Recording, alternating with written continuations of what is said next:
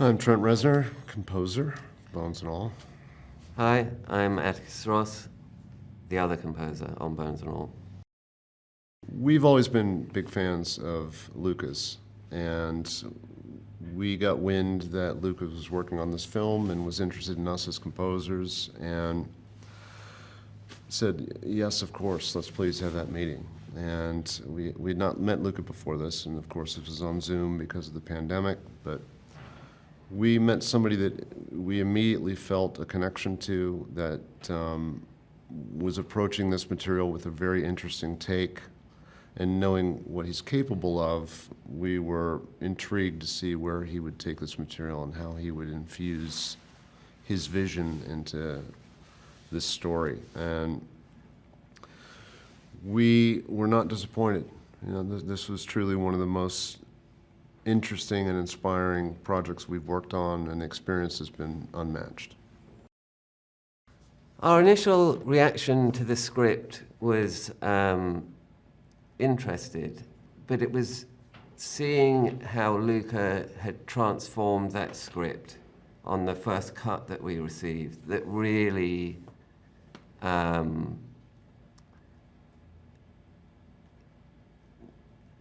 I can't overstate what an experience the first viewing of Bones and All. It was a multi-hour cut, no music at all apart from the needle drops, and it was the start of a journey for us where we became incredibly invested in this project, and without sounding corny, fell in love with the characters and the collaboration with Luca. When we first spoke with Luca, he described that he was filming this in an understated way on film, that the Midwest was going to be a character in the film, that he wanted the music to be a character in the film.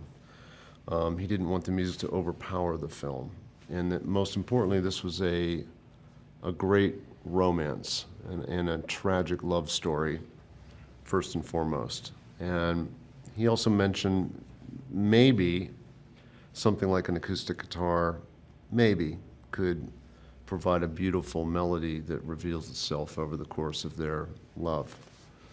And that was plenty of seeds of information for us to start to work, and that's before he'd ever picked up a camera, before filming even started. So we started working on these themes very early on, just to see what might resonate with him, or how we could start to build this into a tangible place and sound. Jump ahead to seeing that first cut after filming was completed, very long cut.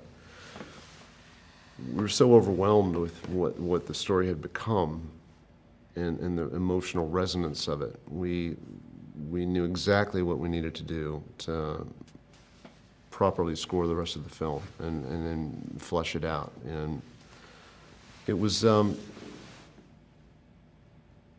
it's just a very rewarding experience with unexpected emotional kind of resonance to it. You know, we really felt connected to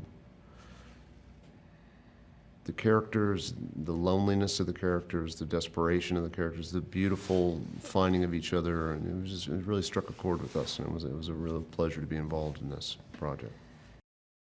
Well, the balance between the romance and the horror, I'm taking a second because they interweave in a way that's incredibly unexpected and simultaneously incredibly important to the story. Our focus was the tragic love story. And I think when we say tragic love story, that's an oversimplification of what the film embodies. Because I think through these interviews today, I've been thinking, I think that there are these universal themes that we all experience as human beings that are encapsulated in this movie. And maybe that's part of why we were so connected to the characters and felt such a responsibility in terms of the score. The acoustic guitar can be a beautiful instrument, and it can also be an ugly one, placed in the right landscape. That was really the glue. So even the more horrific scenes, like Sully's theme, it's rooted in an acoustic guitar that becomes swamped with perversion and menace. The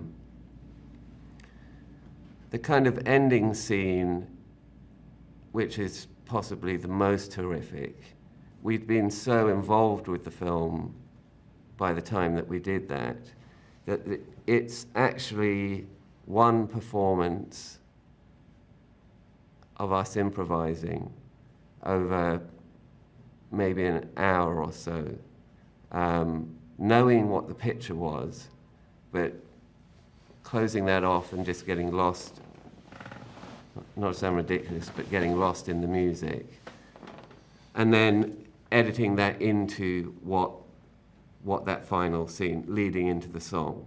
But it truly is one performance.